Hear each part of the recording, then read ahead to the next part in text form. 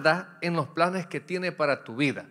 Vamos a ver la causa por qué Dios se tarda en los planes que Dios tiene para tu vida. Y quiero que me acompañe, por favor, al segundo libro de Samuel, capítulo 5, versículos del 1 al 5. Vamos a ver este hermoso acontecimiento o el cumplimiento de algo que se dio en este joven por medio del profeta Samuel, cuando lo ungió como rey, estando en vida también Saúl.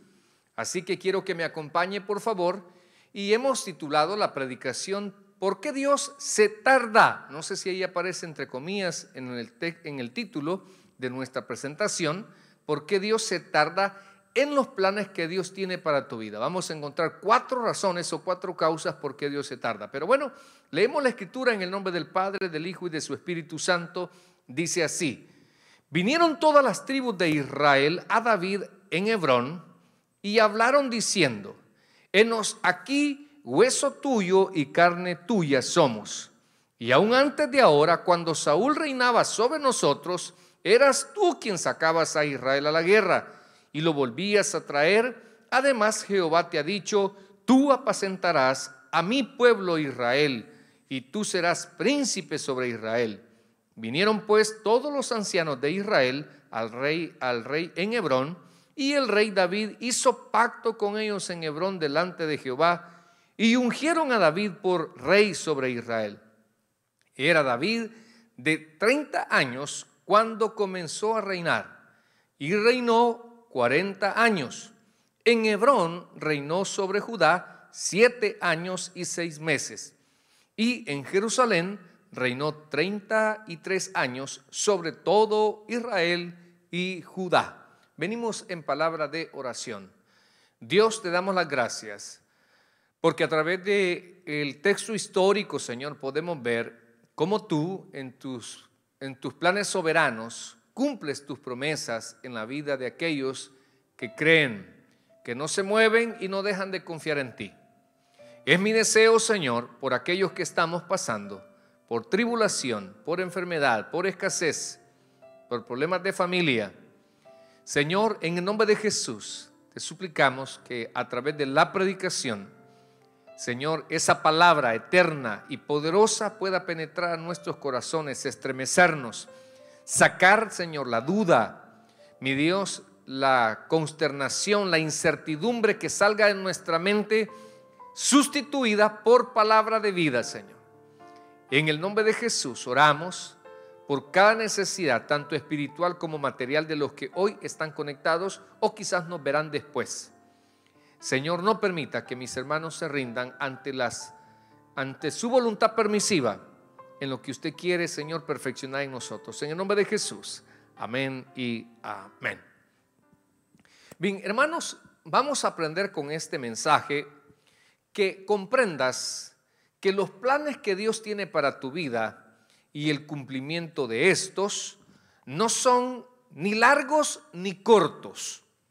El cumplimiento de los planes que Dios tiene para tu vida no son ni largos ni cortos, sino perfectos. Son perfectos, y mientras Él los cumple, estará formando y perfeccionando algo en tu vida. O sea que desde el punto A al punto B, ese periodo de tiempo, hermanos, no es largo ni corto, sino es un tiempo perfecto. Por aquellos que conocen un poco el griego, sería el tiempo kairos, el justo a tiempo. Y que mientras el Señor te confirme, tú alcances esa promesa, ¿qué va a pasar durante ese tiempo? Te va a formar o te va a perfeccionar. Y cuando digo perfeccionar, hay muchos que quizás necesitamos mejorar en alguna área de nuestra vida. Amén. Necesitamos mejorar, necesitamos perfeccionar, necesitamos quitarnos algunas cosas. David, hermanos, aquí estamos viendo, o si usted recuerda el capítulo 16 de 2 de Samuel, Dios le dice que ha desechado a Saúl y que deje de llorar. A Samuel le dice que deje de llorar a ese rey, que él ha escogido otro. Y entonces se va a la familia de Isaí y unge por rey a un jovencito que no estaba en la casa, andaba pastoreando ovejas, alguien que todavía ni siquiera alcanzaba el cuerpo para ser guerrero. Algunos historiadores consideran que estaba entre 16 y 17 años. Supóngase que tenía 17 años o 16 cuando Samuel lo ungió y le dijo: tú serás el futuro rey de Israel. Hermanos, ¿cuánto tiempo pasó en la vida de este pastor de ovejas para traer a memoria, quizás cuando le pusieron esa corona, cuando hicieron esta consagración? ¿Cuántos años pasaron? 14 años, 13 años. Vea, entonces, no es que Dios se tardó, sino que en ese tiempo perfecto, definitivamente que David se perfeccionó. David ya estaba listo para poder ser un buen rey, porque dice ahí, no sé si usted ha leído, no dice gobernarás, dice apacentarás. Vas a velar por ese pueblo. O sea que cuando Dios nos da algo es para que lo cuidemos.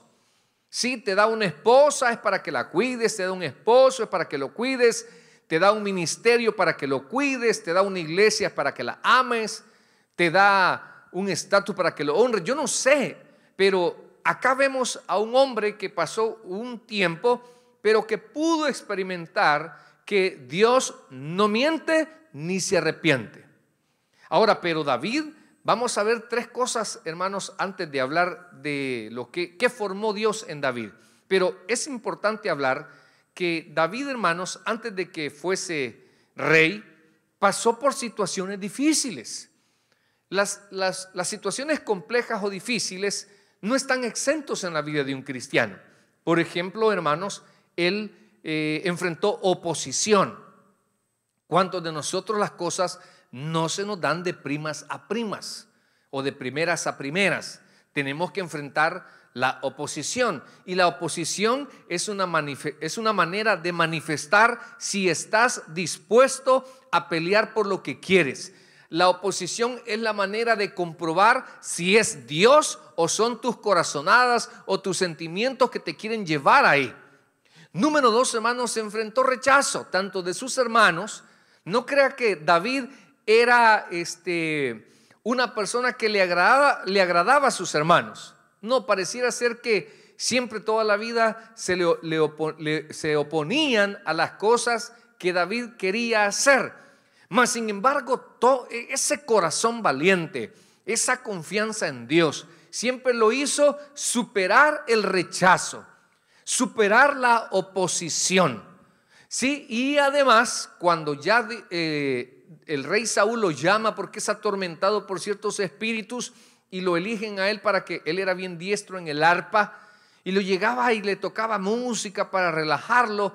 Después él lo intentó asesinar varias veces y empieza la persecución. David andaba huyendo del hombre más poderoso de su país, donde levantaba ejércitos, donde él tenía que andar en montañas, andaba con un grupo de personas. Qué difícil ha de haber sido para David, después de haber vivido y convivido en un palacio, andar después y perderlo todo. Y enfrentó persecución. Y para terminar, sabe que el rey Saúl se encargó de desprestigiarlo. El rey Saúl decía que él era una persona que dividía el reino, alguien que lo había intentado matar. ¿Y cuántas falsedades habló Saúl de David? Pero en ese desprestigio, hermano, David contaba siempre con alguien que estaba por sobre un reino, y ese era Jehová de los ejércitos. Y a todos esos desprestigios, un día, en su tiempo, en su momento, Dios supo honrarlo y supo desaparecer aquellas cosas malas que hablaban de su vida. Entonces, así como David, hermanos, pasó por situaciones difíciles, déjeme decirle que también su situación no queda exenta de esto. Es parte de la vida, es parte de un plan de Dios. También, hermanos, David, si algo me encanta, es que él en toda esta situación injusta, no sé si puede decir injusta, porque hay condiciones que son el resultado de mis malas decisiones, de mis pocas valoraciones, de mi poca constancia, de mi, qué sé yo, de mi irresponsabilidad, de mis precipitaciones. No sé qué condición usted puede decir, no, si esto, la verdad es que yo me lo merezco, porque no supe valorar, porque no supe actuar, porque no supe mantenerme. Entonces, si algo, hermano, yo admiro de David, es que si usted lee toda la historia, hoy estaba, por ejemplo, para preparar esto, estaba viendo cómo, por ejemplo, cuando el rey Saúl y Jonatán mueren, hermanos, y él le pide a su siervo que le ayude a hundirse la espada, y cuando le va a dar aviso a David, según él se iba a congraciar David, y David se molestó y le quitó la vida. Le dijo: ¿cómo fue posible que pusieras mano en el ungido de Jehová? Si usted ve en ese momento, hermano, si es que Saúl le había hecho tanto daño a David, pero aún en su muerte le fue leal.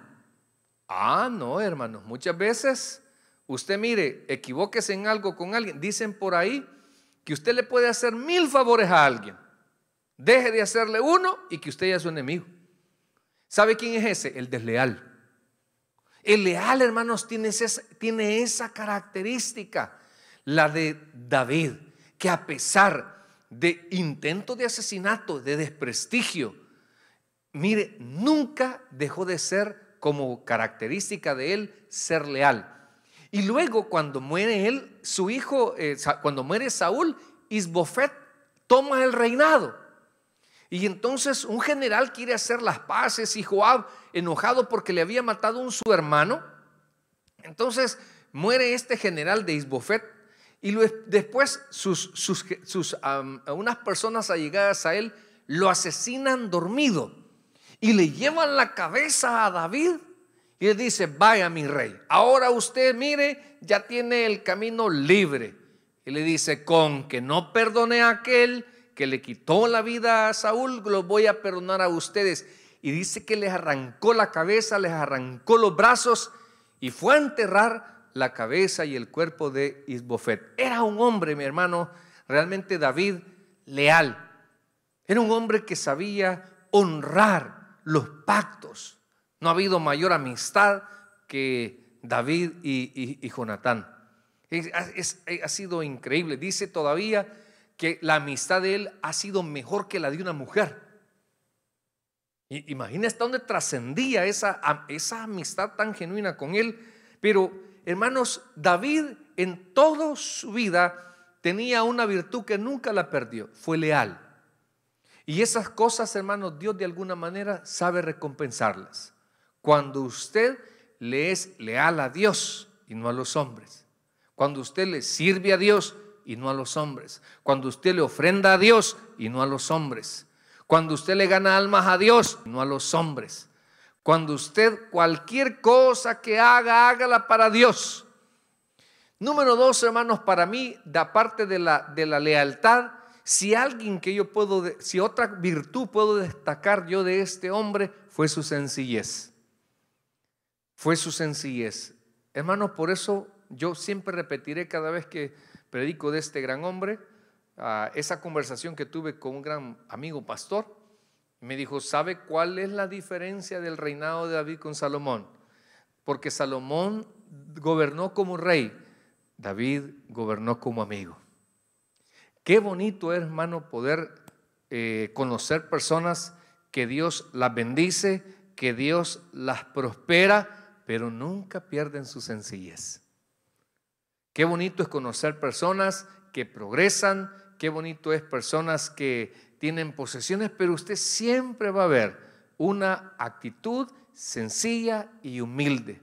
Siempre, nunca viendo de menos a una persona por el trabajo que ejerce, ya sea que él barra, ya sea que sea jardinero, siempre tiene esa característica de darle el valor que se merece a las personas. Así era David.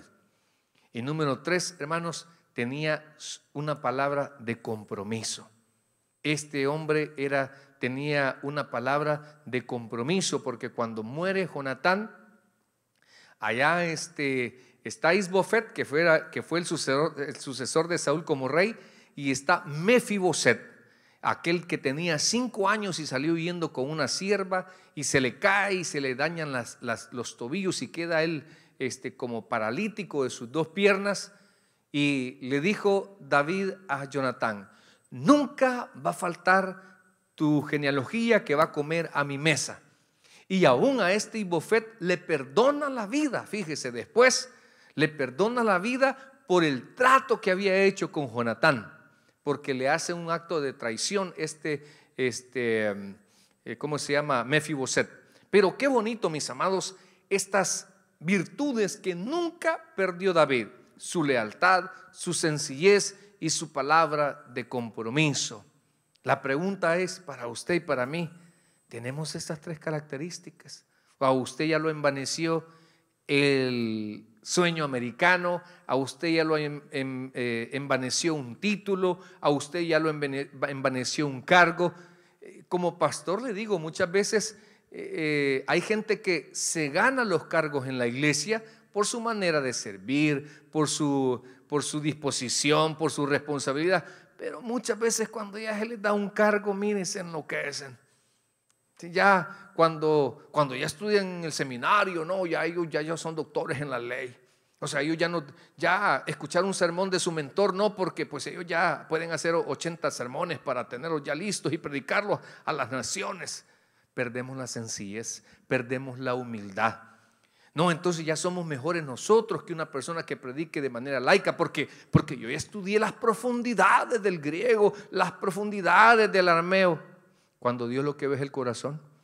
Entonces, si algo yo puedo destacar en este hombre y puedo decir debería de imitar, es su lealtad, debería de imitar su sencillez y debería de imitar su palabra de compromiso.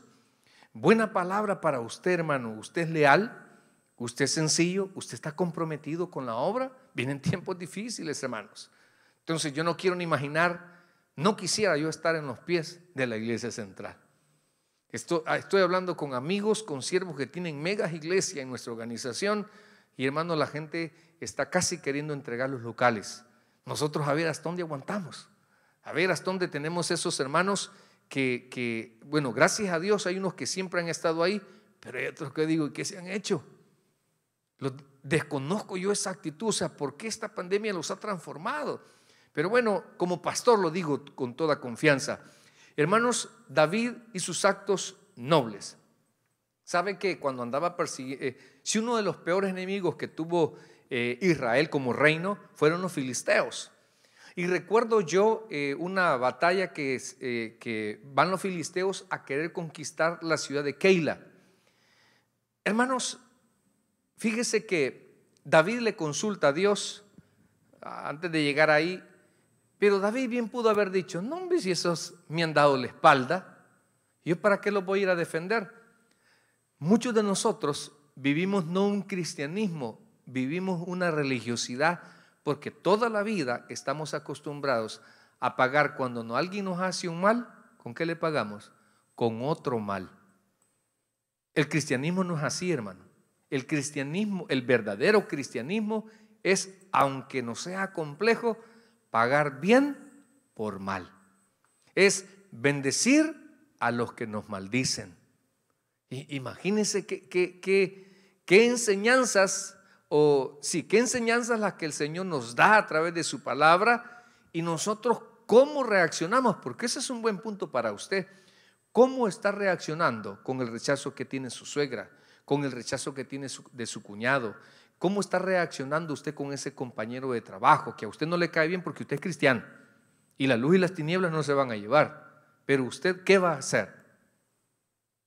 ¿Qué va a hacer usted? Hermano, muchas veces tenemos que ser sabios y no discutir con gente tonta ni estúpida. Hay que aprender a callar. No se rebaje con esa persona. No se exhiba con esa persona. Si usted el cristiano es usted o el maduro es usted. Aprendamos, hermanos, a vivir un cristianismo no confrontativo, sino un cristianismo lleno de amor. Amén. Bueno, y otro acto, hermanos, que yo veo noble de David, que primero no le dio la espalda al pueblo. Y número dos, hermano, en la mayoría de decisiones, puede decir decisiones, le consultó a Dios. Vamos a ver, aquí tengo dos ungidos. Hermano, ¿usted ya ha tomado decisiones sin consultarle a Dios? ¿Usted, hermano Luis? Y usted, pastor, ni se diga. Ay, hermanos. Mire, a mí me encanta la historia bíblica porque ella narra la verdad, no maquilla la historia. Oh, no, David es conforme al corazón de Dios. Vamos a hablar sobre las cosas buenas de él. Oh, que fue un gran rey, que fue un gran cantor, que fue un gran conquistador. No, también le exhibe sus errores. Por eso digo yo, él casi siempre, en su mayoría de decisiones, tal vez hubieron un par que no le consultó a Dios. Y claro, porque iba a recibir un no, pero en su mayoría supo consultar a Dios. Hay decisiones, hermano, que si usted no las consulta con Dios, después le van a costar caro. Oiga bien, y hay cosas que no, bueno, cuando las cosas son inmorales, no necesita ir a consulta a Dios. Ejemplo, pastor, bueno, mire, ay Dios, fíjate que pues me he enamorado de un hombre casado. Yo quisiera ver qué, hermano, no pierde el tiempo con Dios. Entonces con el pastor peor. No, esas cosas no se oran. Hay cosas, hermanos, que sí vamos a tener que cubrirnos, depender de su misericordia con Dios. Pero hay decisiones, hermanos, que van a trascender, donde del paraíso se le puede convertir en un infierno. De una deuda innecesaria en deudas, hermanos, usted va a pasar 6 años esclavizado en algo que Dios quiso evitarle. Por eso, hermanos, si algo yo puedo, actos nobles de David, es que nunca le dio la espalda a su pueblo.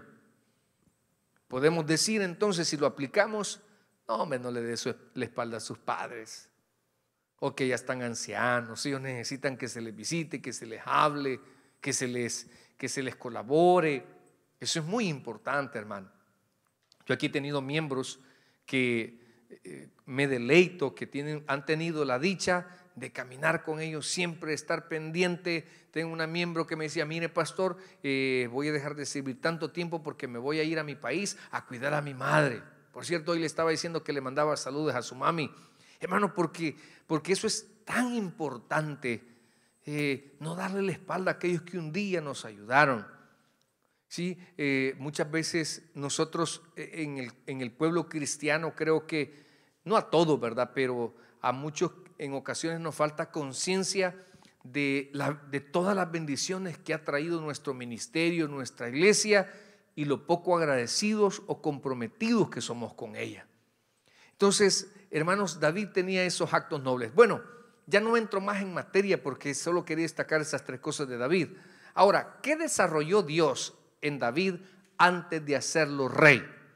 Le dije que 13, 14 años después para ser rey, y dice ahí que 7 años y medio gobernó en Hebrón, y luego los demás, los 40 años después, a los 30 años, reinó lo que es Jerusalén.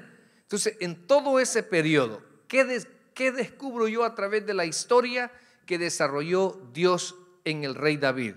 Número 1, si usted me acompaña al Salmo 40, mire qué interesante algunas expresiones. Le cuento para aquellos que no saben, el libro de los Salmos es un libro que no solamente es un autor, pero que muchos, en su mayoría de los salmos, fueron escritos por David. Y este Salmo 40, hermanos, nos va y siempre David en una situación de victoria, de derrota, de un momento difícil, siempre sacaba una alabanza para Dios. De todo, hermano. El domingo estuvimos predicando del Salmo 32, solo para espirituales, porque hermano, el carnal no entiende lo que es la restauración de alguien, o que alguien se equivoque y que Dios lo perdone. El religioso no entiende. Entonces, y David se atreve todavía a escribir la valentía y decir, bueno, a mí no me interesa si ustedes van a creer o no, pero a mí ya Dios ya me restauró. Mira, Salmo 41. ¿Qué desarrolló Dios en David antes de hacerlo rey? Número 1, hermanos, la paciencia y la confianza. La paciencia y la confianza. Esas dos cosas en tiempos de persecución, en tiempos de escasez, en tiempo, hermano, de desprestigio, Dios le desarrolló a David la paciencia. Dice, pacientemente esperé a Jehová y se inclinó a mí y oyó mi clamor y me hizo, dice, sacar del pozo de la desesperación, del lodo cenagoso. Puso mis pies sobre la peña y enderezó mis pasos. Puso luego en mi boca cántico nuevo, alabanza a nuestro Dios. Verán esto muchos y temblarán y confiarán en Jehová. Bienaventurado el hombre que puso en Jehová su confianza y no mira a los soberbios ni a los que se desvían tras la mentira. Vemos, hermanos, que en ese periodo, desde que David fue ungido para llegar a ser rey, él aprendió la paciencia y la confianza. La paciencia y la confianza. Nadie puede caminar con el Señor sin ser paciente. Si usted no camina con Dios a través de la paciencia, usted se va a quedar en el camino. Usted va a dejar de lograr lo que Dios le tenía listo para usted. Siempre usted va a andar eligiendo o va a andar tomando decisiones por no ser paciente. Recuerde, Dios a su vida, dice en el libro de Jeremías, yo sé los pensamientos que tengo para ti, dice Jehová. Dios no te ha traído el evangelio para que desordenes tu vida. Dios no te ha traído el evangelio para que eches a perder tu familia. Dios no te ha traído el evangelio para que sigas siendo igual o peor que en el mundo.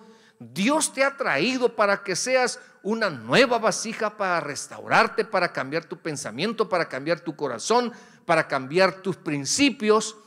Pero es necesario, no lo vas a lograr si tú no desarrollas la paciencia y la confianza en Él. Hermano, ¿cuál es la diferencia del inconverso que espera y nosotros los cristianos esperar en Dios? Es que nosotros esperamos con esperanza, perdón la redundancia, o se escucha redundante, pero no, nosotros esperamos con esperanza. Significa que vienen tiempos de refrigerio para aquel que espera en Dios. Nadie que espera en Dios es avergonzado. Dios le dijo a Abraham, yo soy tu escudo y tu galardón será grande. También para nosotros, aquellos que somos pacientes y confiamos en Él. Hermanos, entonces usted no va a poder caminar con el Señor si no eres paciente. Si tú no eres paciente, posiblemente destruyas tu pareja, tu matrimonio. Si tú no eres paciente, posiblemente te salgas del ministerio. Si tú no eres paciente, posiblemente te muevas de estado. Posiblemente tú eches a perder la carrera universitaria que Dios tiene para ti. Si tú no eres paciente y desarrollas la confianza, porque David, un momento cuando fue coronado, yo me imagino, hermanos, después de que estaba siendo coronado, ¿sabes qué? De haber dicho, valió la pena esperar y confiar en Dios. Porque en todo el contexto del capítulo 5 de 2 de Samuel, David no, hermanos, no buscó ser rey. Dios lo hizo rey. Y no forzó ese reinado, sino que la gente lo buscó. Qué bonito, ¿verdad? Pero ¿a través de qué, hermanos? La paciencia y la confianza ¿en quién? En Dios. La confianza en Dios. Entonces, para mí, Dios, antes de hacerlo rey, desarrolló la paciencia y la confianza. Pacientemente esperé a Jehová. Sigue esperando, hermano. La esperanza del cristiano no avergüenza, dice la Escritura. Para nosotros no es vergüenza seguir esperando que Cristo viene por su iglesia. Yo no me siento mal. A mí no me enoja y que me incomode que digan, a ustedes los han engañado. Yo lo único que digo por dentro es tu abuela. Pero a mí no me molesta. A mí no me molesta porque yo no vivo de la opinión de la gente, yo vivo de la palabra de Dios. Entonces usted, al final, créamelo, cuando Dios lo haga alcanzar sus bendiciones, usted va a decir, valió la pena esperar en Dios, valió la pena confiar en Dios. En segundo lugar, hermanos, quiero que me acompañe al capítulo 27, versículos del 10 al 14. Hemos visto que Dios desarrolló en David, antes de hacerlo rey, la paciencia y la confianza. Número 2, el carácter y convicción. Dicen por ahí, hoy estaba investigando, fíjese, algo bien interesante. El carácter es lo que define a una persona. Fíjese, qué interesante. El carácter, no la personalidad, esa es otra cosa. El carácter es lo que define a una persona. ¿Qué significa eso? Para traducírselo a usted, según cómo usted reaccione en las pruebas, dice que tanta fe usted tiene, cuánto confía en Dios, que tan maduro es. Y yo aquí tengo varios hermanos que me deleito que ya predican, que ya enseñan, pero a algunos ya les he dicho, vaya, ahora mira, fácil es enseñar, pero aprendamos a vivir en todo lo que podamos, lo que le decimos a alguien. O sea, ponete vos en este caso, ¿qué le dirías vos a ese joven? ¿Qué le dirías vos a esa señora? ¿Qué le dirías tú a esa persona, a ese servidor? Es tan importante, hermanos. Mira, el Señor le formó a él carácter y convicción. En estos tiempos necesitamos tener carácter y convicción. ¿Y por qué lo dice, pastor? Miren nuestra organización, cuántas personas, cuántos pastores. Hoy estaba posteando un último que ha partido. Yo hasta perdí la cuenta cuántos. Y sabe, hermanos, que al final, ¿qué decimos nosotros? Salmo 116, 14 creo, o 116, 16. Estimada es a los ojos de Jehová la muerte de sus santos. O sea, ahí tenemos que llegar, aunque nos duela, aunque nos entristezca, pero nosotros sabemos en quién hemos creído.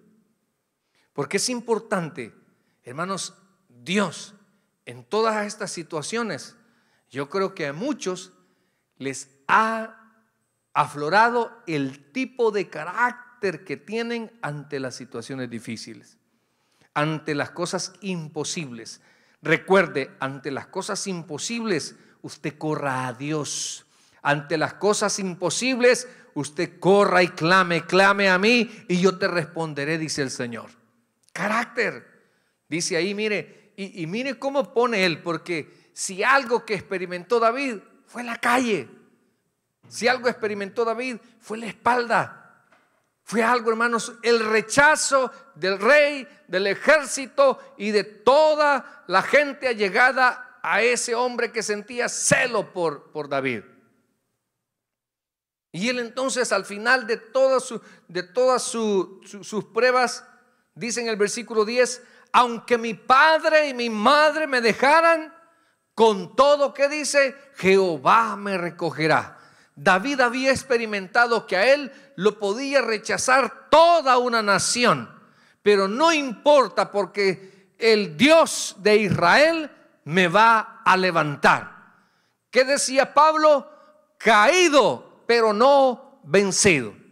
¿Por qué, mis amados hermanos? Porque Dios en esa huida, en ese modo de vivir en las cuevas, de caminar por desiertos, donde quizás no tenía para comer, donde no tenía armas con que pelear, hermanos, él aprendió a sobrevivir porque Dios le dio carácter.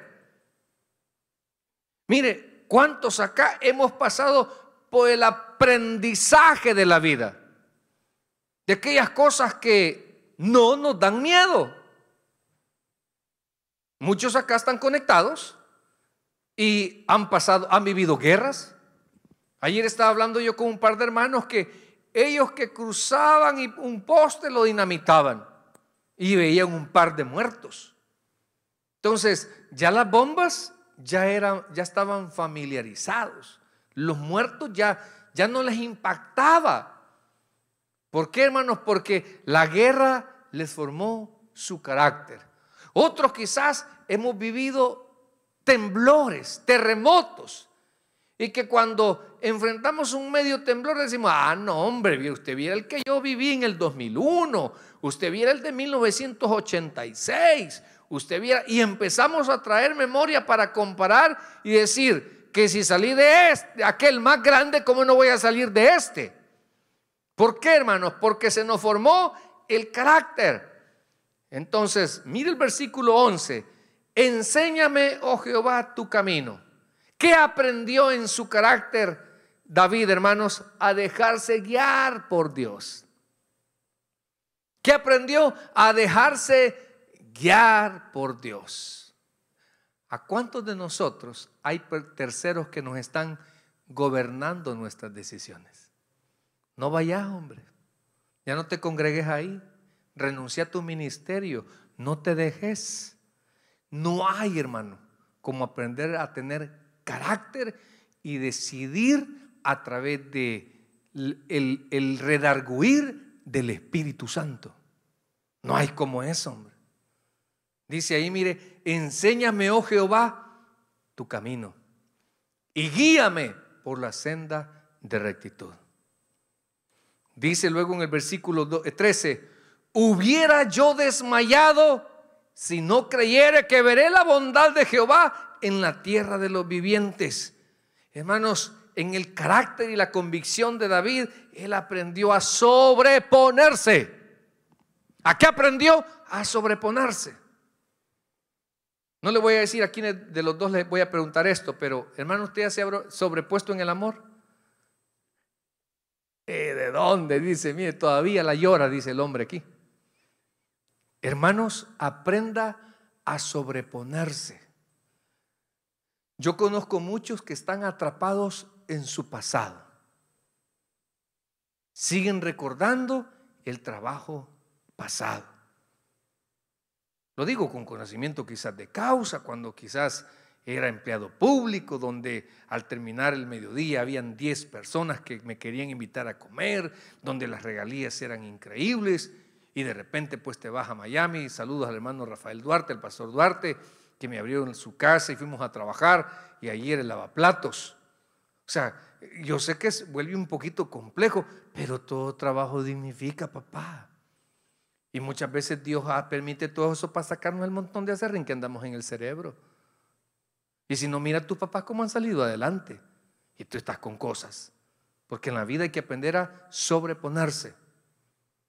Yo digo, si un hombre se va, pues Dios te va a mandar otro. Si una mujer se va, pues seguirla. Pero hay que aprender a sobreponernos. Hay que aprender a saber comenzar de nuevo. Mire, pastor, y en esta pandemia, y si es un caos laboral, y si no hay para pagar, bueno, hermano, pues cerremos. Si Dios nos va a tocar, cerremos. ¿Y qué podemos hacer? Pues, y después volvemos a comenzar. ¿Y por qué no vamos a mariconar? Hermano, hay que aprender a sobreponerse. Si es que el problema es estar abrazando el pasado. Ay, en Egipto comíamos aunque sea lentejas. No, hombre, sigamos bajo la esperanza que Dios nos tiene más adelante. Porque vamos a empezar a pensar siempre con mente de esclavo. Pero vas a pensar así si no te sobrepones. Y mire, dice en el versículo 14: aguarda a Jehová, esfuérzate y aliéntese tu corazón. Hay que aprender a cobrar ánimo. Hay que aprender a cobrar ánimo. Y para eso tú tienes que permitirle al Espíritu Santo que te ponga, primero tiene que darte ojos espirituales para que puedas ver no lo rico que eres, lo afortunado. Y de repente Dios te va a poner un sentir, te va a poner algo y vas a dar, en lugar de quejarte, le vas a dar gracias a Dios. Siempre, pero para ello se necesita tener carácter y tener convicción.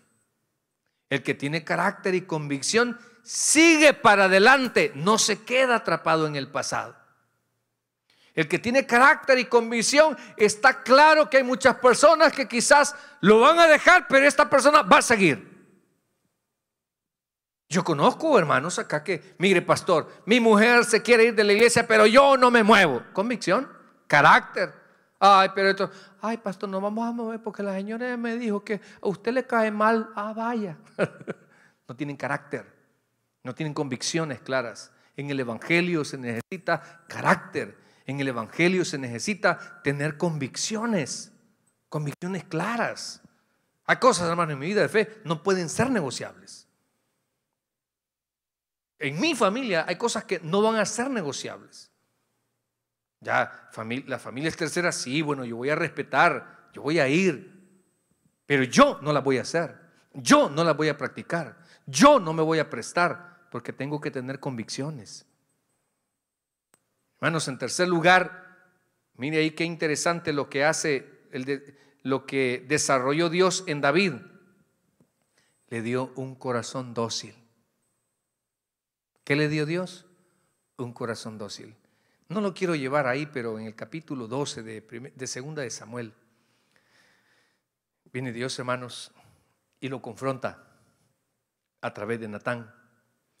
Y si algo yo admiro de David, era la docilidad que tenía para dos cosas. Número uno, para reconocer sus errores, y número dos, para no guardar rencor. Hermano, si usted lee detenidamente toda la historia, David hasta tuvo 2 oportunidades para quitarle la vida a su peor enemigo y no lo hizo. David, hermanos, enfrentó el rechazo de sus hermanos, pero ¿sabe qué tenía David? Estaba libre de resentimientos. Y yo, hermanos, estoy convencido que ya sea que usted nos esté viendo o nos va a ver este sermón después diferido, en usted hay áreas donde tiene resentimientos. Y eso, mientras usted no supere, usted está obstaculizando el que Dios llegue a cumplirle sus propósitos o sus bendiciones, porque Dios quiere desarrollarlo bien. ¿De qué sirve que le dé una familia y usted tiene resentimientos? ¿De qué sirve que le dé una iglesia y usted tiene grandes resentimientos? ¿De qué sirve, hermano, que te dé un buen trabajo si no tienes un corazón dócil? Un corazón dócil, hermano, es no tener la autosuficiencia. David aprendió incluso en su historia después de rey. Dios lo hace sufrir porque en lugar de pelear con fe, hace números. Hermano, la vida de un cristiano es vivirla por fe. No vive ni del pasado, no vive ni del mañana, vivimos un día a la vez. ¿Y a cuánto? Bueno, no sé usted, pero el poco cristianismo que yo tengo y mi vida ministerial, muchas veces Dios me ha recordado y me ha dicho: Edwin, no son tus fuerzas, Edwin, no son tus posesiones, Edwin, soy yo en medio de todo. Porque a muchos se nos olvida, a muchos los números nos engrandecen, a muchos el estatus nos engrandece, o no sé si decir apasmadar. Muchos no tenemos un corazón dócil. La autosuficiencia es peligrosa, pero David logró tener un corazón dócil. La altivez. David, hermanos, nunca se sintió más siendo rey. No porque llegó a ser rey, hoy yo soy más. No, siempre fue un simple servidor. Hermanos, si algo tenía David, que él era obediente a la soberana voluntad de Dios. Fíjese que no sé si usted conoce un poco la historia, Pero Dios a David lo castigó. Así como lo amó, así también le dio palo. Pero él nunca, hermanos, nunca se quejó con Dios. Y le dio palo. Nunca. ¿Sabe qué tenía David? Un corazón dócil para Dios. Y por último, hermanos, creo que Dios formó en David, mientras llegaba ese momento, le dio dominio del éxito. Hay 3 cosas que en la vida de un hombre hacen mucho estrago. Al menos así me lo enseñó mi pastor fundador. La falda, bueno, la fama, la fortuna y las faldas. Si estas 3 cosas, si a ti el dinero te enloquece, no sirves para el éxito. Si tú la fama te enloquece, no sirves para el éxito. Ejemplo, tienes 7,000 amigos en Facebook, peor farsa del mundo, ¿verdad? 7,000. Y de repente allá una de España te manda un saludo y te dice que te ve bien guapo. Y tú te la crees. Entonces, a mí me gustaría que te vea desnudo. Lo acabado y trillado que te ves. O sea, hermano, qué ridículo más grande el de muchos de nosotros que no tenemos dominio de la palabra éxito. ¿Sí? Porque a muchos el éxito les causa olvido. Se nos olvida de dónde Dios nos ha sacado. Se nos olvida las pobrezas que hemos pasado. Se nos olvida la ropa que un día usamos. Y en lugar de sentirnos orgullosos de donde Dios nos ha sacado, sentimos vergüenza. ¿Sabes por qué? Porque no sabes manejar el éxito. A muchos el éxito nos cambia. Y a muchos el éxito les desordena su vida.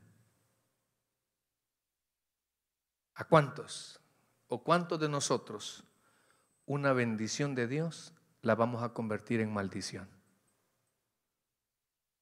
Dios te va a dar un buen trabajo y no lo vas a saber valorar ni administrar. Antes, cuando no tenías, con ese poquito sí le diezmabas a Dios. Hoy con ese trabajo ni le vas a diezmar ni te vas a congregar. Qué complejo, ¿eh?